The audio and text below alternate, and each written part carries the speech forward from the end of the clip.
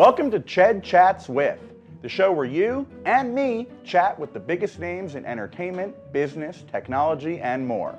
We don't only ask them anything, we ask them everything. Today we're talking to Game of Thrones director David Nutter, aka the man responsible for the Red Wedding, TV's biggest spoiler of all time. But before we do that, I need to let you know that and die. No, I'm not going to ruin Game of Thrones Season 8 for you. Because, well, David Nutter wouldn't ruin it for me.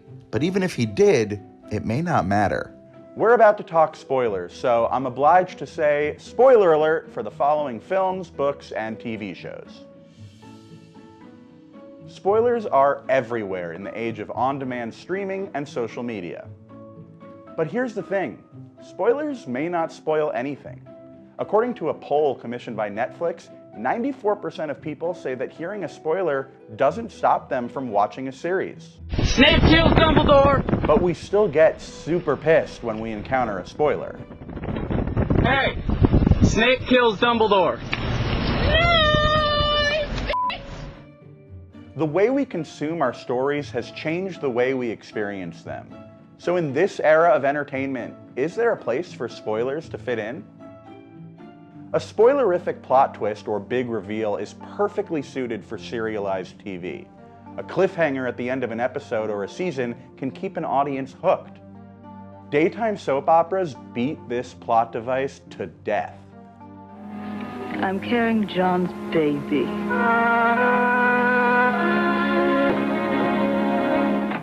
The peak of cliffhanger TV came in 1980, when Dallas ended its third season with the dastardly character J.R. Ewing being shot by a mysterious assassin.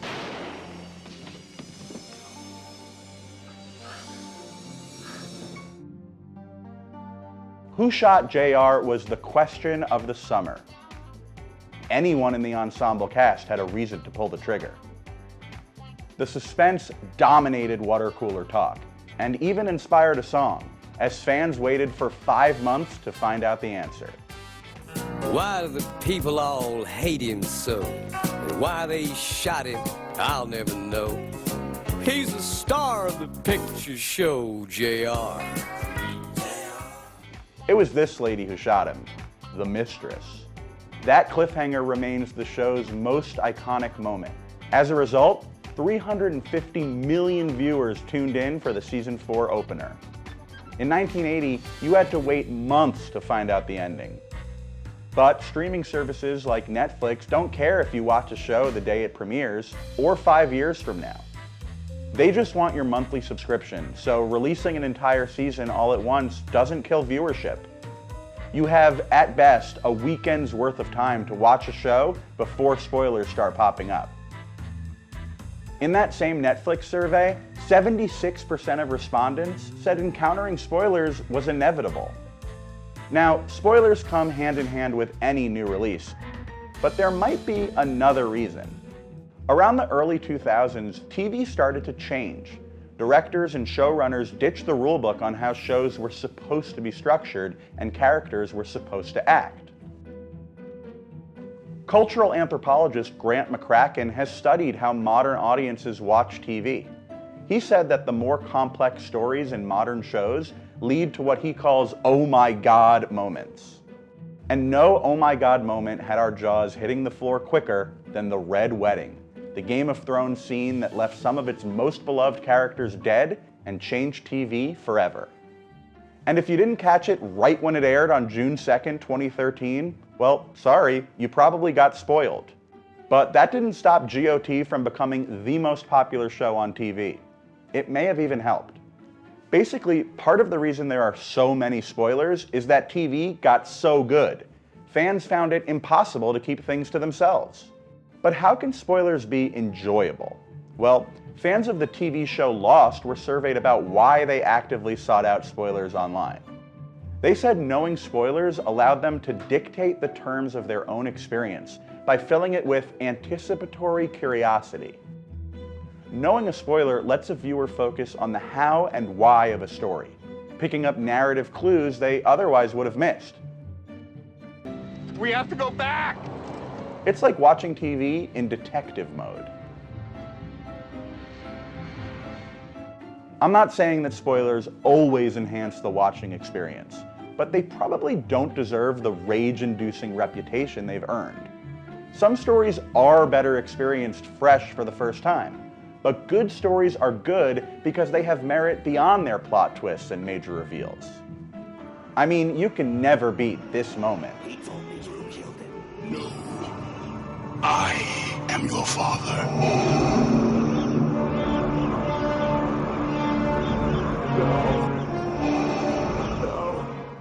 So, Darth is Luke's dad, the mistress killed JR, and pretty much no one made it out of the Red Wedding alive. But what does it take to actually create an iconic spoiler moment? Coming up, we'll hear from the Emmy-winning director behind the Red Wedding about how he did it and whether any moments from the show's final season can top it. Stick around, we'll be right back.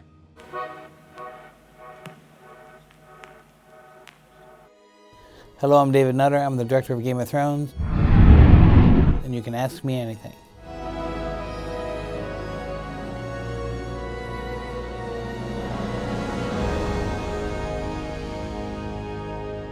So David, this is your first AMA, right? Yeah. How you feeling? I'm feeling I may get violated today. Wow. Okay. They take the A very seriously, the anything part. I got you, yeah. Yeah. This one's from Lady Sympatha. What is your opinion on spoilers? It's kind of sad that people do that because it's the kind of thing in which it takes away the fun of the viewing. You don't want to know what's coming because it's all about the surprise, and that's the great thing about Game of Thrones is that there are so many surprises, there are so many things you don't expect that kind of shock you in many respects. So when I kind of hear about spoilers and people finding out what they are, it kind of bums me out. All right, Chi-Town Girl 12 asks, how are the security measures different from the previous seasons you worked on? Season 8 was a very, very tight ship, of course. There was not a lot of paper on the script on the set at all, like none. No scripts were printed, of course, for this. It was definitely, it got much more serious than it had before in the past, but the security has always been very high. What has been the most difficult part about keeping Season 8 spoiler-free? Have you come close to telling anyone details that you shouldn't? Well, just not sharing anything I know about it to people. That's kind of the key, I think, and just you definitely learn how to keep your secrets, your friends close, your enemies not too close, because you don't want them to know. All right, this one is from Tantrums and Tiaras. What was it like being the director behind the Is Jon Snow Dead episode, and when you told President Obama that Jon was deader than dead, did you know he was coming back? I did not lie to the president about Jon Snow's death. And I met him at a dinner party and looked at me and said, "You didn't kill Jon Snow, did you?" And I said he was deader than dead. And what was important to me is that I didn't want to read beyond season 5. I was basically directing season 5 and that was it. I didn't want to know what was happening next as a fan of the show. So I did not lie to the president, but of course when they came out with him surviving the next year, I was worried that I'd get audited or something of that nature, got off to Guantanamo, but I did survive, which was a good thing. And we had a laugh about it. I had a chance to meet him after that, and we had a lot of fun about that situation. One thing he told me was, he said, "David, you kill all my favorite characters," so hopefully that's not over with. All right, David, this question is from Arrested Banana. How different is directing the first episode of a season of Game of Thrones compared to any other episode in the season? It's very different than directing just any episode because you have to reset the table. You have to kind of remember where everybody's at emotionally and have to kind of bring the audience right back into the story as they've left it when they finished the season prior. So there's a lot of pressure in doing it. This is my first time to do one, so season 8's premiere will be mine, and I'm looking forward to the audience hopefully liking it. All right, this is from Praised Be the Fruit. Could you describe season 8 in 3 words? Don't say bittersweet, please. Season 8 in 3 words. Spectacular, inspiring, satisfying. All right, do you believe anything in season 8 will generate the same level of shock and heartbreak as those last few minutes of Reigns of Castamere? I remember I was shooting season 2 in Iceland, and Dan and Dave had liked what I had done, so Dan took me to a restaurant in Reykjavik, and we had a multi-course, multi-wine dinner, and he wanted to talk to me about directing the Red Wedding and talk me into it. Well, he didn't have to talk me into it because I was looking forward to do it very much. In directing the episodes, I haven't read the books because I want to let the scripts kind of guide me to where I'm going. So I had no idea pressure that I was under, except for my own personal pressure that I put on myself to make it great. This really was the ultimate moment of the series as far as some major characters are concerned, and I just wanted to make it good, wanted to make it live up to the book, of course. And the thing that really surprised me most and was most interesting to me was the responses of the audience. The YouTube videos of showing people reacting to what they're watching was something that I felt very comfortable. I felt great about because I felt that I had succeeded. And as far as season 8 comparatively to the Red Wedding, I would have to tell you that get ready, hang on, and sit down and hold yourself in your seat because it's going to be special. All right, this comes from Yeti Factory. Rising was a really powerful short film, and you did a kick-ass job with it. How different is it directing something like that versus episodes of Game of Thrones? Not so different. I think what's important is the fact that it's about passion and compassion for what people do and who they are, and making that storytelling as honest as possible. And no matter what I'm doing, I'd like to lend my ability to do that to those different projects and so forth. With Rising, it was a situation where it was much more of a personal journey of real people. And I think that on Game of Thrones, we're treating those people just as real as they are meant to be. So there's really not a lot of difference in doing so. The only thing was in doing Rising, it was working with actors for the first time. A lot of actors who hadn't worked on this kind of a thing before. So that was a lot of fun working with them and kind of lending them a hand in what they were doing, because they were all did such a tremendous job, and I'm so proud of it. What was the feeling on set knowing that this was going to be the final season? Well, you know, it was interesting. It was a season in which a lot of characters got a chance to work together that hadn't worked together before, or hadn't worked together in a long time. So it was really a sense of discovery, a sense of appreciation. It was one in which everyone really felt it coming to an end, and there was a real great, a real family sensibility to it, knowing that the family would separate at some point, and there was a lot of sadness and a lot of tears, and it was something that was really very special. This one is from Kasha Winsky. What did you borrow or take home from the set? Nothing. I wasn't allowed to take anything home from the set. Okay, this is from Night O Laughing Tree. Did the series end the way you thought it would? Are you satisfied with the ending? I'm completely satisfied with how season 8 ends. I think that David and Dan did a tremendous job, and they took in consideration what the fans want, as well as what is right and for storytelling is concerned. I guarantee there'll be lots of surprises and shocking moments, but it's really very compelling stuff. This is from Merlin's Pants. Can you give us 2 truths and a lie about the final season of Game of Thrones?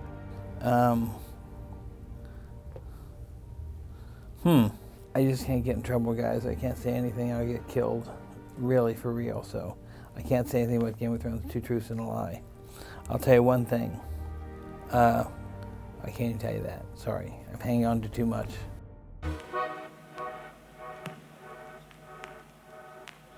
All right, David Nutter, you just did an Ask Me Anything on Reddit. How I was did. that experience? You survived. I was not violated. I feel good. And that brings me to my first question here is spoilers, right? People were asking, what is your approach to spoilers? And when is it fair game and you should have watched it when it was on? Do you have an opinion about that? Is there a statute of limitations when it comes to spoilers? I think that people who love great storytelling don't want to be spoiled. I think it's important to always tell people that it's a spoiler coming their way, and you should really announce that, because so many people that I know love to be anticipating what's going to happen. They don't want to be told what's going to happen. People love Game of Thrones. They are obsessed with Game of Thrones. There is something about this show that has tapped into fandom and lovers of TV and storytelling in general that we've never really seen before. Have you been surprised in your experience with Game of Thrones just how rabid this fan base is? I mean, you were talking about President Obama, of all people, asking you about the fate of Jon Snow. I mean, have you had a moment of, wow, this thing is just really, really huge? Yeah, it's really quite something how it has really taken over the zeitgeist in some respect. I think that there's never been a show that has really grabbed as far as a fan base so intensely and actually earned it so readily, which is very cool. The thing about Game of Thrones is so special. Everybody wants something. And isn't that the world we live in today? Right. We all want something. So I think there's a lot of familiarity in some of the characters' traits that people can see themselves in these characters and get very much attached to. There were also a lot of questions in the AMA about runtime, right? There's been a lot of press about how the episodes in this final season of Game of Thrones are going to be longer, and it made me think, You know, you have a new short film out, Rising, which is 11 minutes long, and then here you are directing episodes of Game of Thrones, which are some of the longest episodes we've ever seen on television, and in many ways feature film length, right? As a director, how does runtime change the nature of your job and the challenges of bringing a script to life? I think that the only difference is just time allowed to do it. The thing about Rising that I love so much was the fact that on Game of Thrones it's about manufacturing emotions, about manufacturing things like such as creating this dramatic world. With Rising, it was a real story that actually the audience can actually relate to, and you're telling things from a real point of view that's actually honest. Right. And to me, that's what made it very special and something that I'm very, very proud of. Yeah, it's definitely a special movie. Do you think there is a right or a wrong way to watch television? Do you get different things out of it when it's binged or watched serially week to week? Well, I think that a lot of times in watching and binging a show, you have to know when to stop, because I think in some respects you can't let it mess up your whole workday, which is one thing, you're living and so forth. But also too, it makes the wonderful storytelling of a particular episode. You don't sit with it long enough to let it kind of affect you. You don't let that kind of hang with you long enough to kind of like wait and see what's going to happen the next week. You get that it's too much. It's too much sugar. It's too much sweet. Right. There was a lot of concern and questions on the AMA about the secrecy and security of the Game of Thrones set. Do you ever feel like you're going to crack? And do you guys get a training session from the Game of Thrones or HBO team of, hey, this is what you can say, this is what you can't say, and this is going to be your punishment? No, there aren't training sessions so much, but I know some people have gotten scoldings because of giving away too much information. Fortunately, that hasn't been one of my issues that I've been involved in, so I've been good about the keep my mouth shut. You're locked box. Season 8 is coming in April, so Yes. that'll at least get one of the questions that I'm sure you're asked all the time out of the way. Now you at least have a month that you can point people to. Yes, and it's also going to world premiere at, maybe people don't not know this, but it's going to world premiere at Radio City Music Hall. Oh, wow. In New York City here. I'll be shaking and very nervous, I know, because it'll be basically, my name will come up there at the beginning of the season, which hasn't happened before. I think it's going to be pretty hard to disappoint. Game of Thrones has inspired quite a few memes online. Being that we just didn't ask me anything on Reddit, there are a lot of these memes on Reddit. So I found some of my favorite Game of Thrones memes on Reddit. I've given you one line of the caption, and I want you to complete the caption. David Nutter directs Game of Thrones memes. Let's see what we have first. So here we have King Joffrey, familiar with him. Yeah. And the first line reads, "The face I make when." Tyrion steps into the bathroom. The face I make when Tyrion steps into the bathroom. I like it. It's probably the face I would make too. Next up, you know it's a bad party when The swords are out. it's never a good idea. No, never good. No, unless you're going to like a birthday party at medieval times. In Very which case true, exactly. You're waiting for the swords. Exactly, when the Any swords are other out. scenario, probably time to go home. Yes, absolutely. Okay, here is Daenerys, first of her name, holding the dragon's egg. Me when I find the perfect. Wow, okay. When I find the perfect ripe avocado. Ripe avocado. Kind of looks like an avocado. doesn't It kind of does, yeah. It's got that nice squeeze. Yeah, Not the too perfect- much though. Not too much, yeah. It has the perfect ripe, yeah. All right. Oh, okay. A old face here who we haven't seen in a while. It's Ned Stark. Right. Brace yourself. What? Well, he looks like he's looking off to a direction, so I have to say winter's coming. Okay. Can't top it. No, it looks Sometimes like winter's it's coming just for too good. Yeah, it looks like it's coming for Ned. It certainly did. Yeah. Probably earlier than he expected. All right, we got one more here. Yes, this is a character I expect to see quite a bit of in the final season. It is the Night's King. And he is saying, me when I... After a few too many gin and tonics in Belfast. How's that? Just sometimes have to raise your arm and Exactly. get ready to just javelin a big ice spear into the sky. Very much so, for sure. Okay. For Well, you've done an incredible job at Game of Memes. Well, I'd thank like to you very much. congratulate Thank you. It's not quite an Emmy, but maybe there's a Mimi in your future. Maybe so. All right. Yeah.